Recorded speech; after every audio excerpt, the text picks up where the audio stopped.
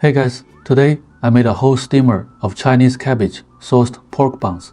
Super thin skin, stuffed full of filling. Every bun is oozing juicy sauce, so flavorful and not greasy at all. If you love Chinese food, you gotta make this easy recipe at home.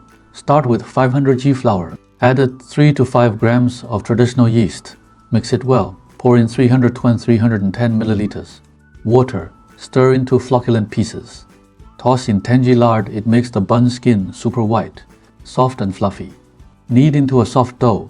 If it's sticky, just wet your hands a little. Cover and let it rise until double in size. Now make the filling, heat oil, add ground pork shoulder. This cut is tender, juicy and never dry. Stir, fry until the meat changes color. Add ginger and 5 spice powder for extra flavor. Pour in light soy sauce, dark soy sauce.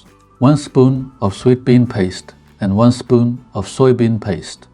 Stir, fry until the savory sauce aroma comes out.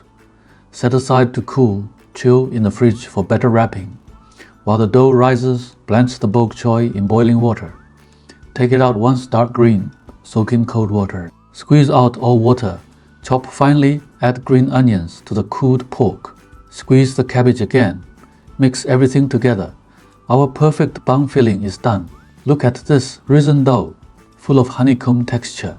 Dust the board with flour. Knead the dough smooth. Roll into a long strip. Divide into 20 g small pieces. Round them up. Roll into wrappers. Thin edge, thick center. Add plenty of filling. Wrap it any way you want. No fancy skills needed. Super easy for beginners. Place buns in the steamer for second rise until they puff up 1.5 times. And spring back when pressed. Bring water to a boil.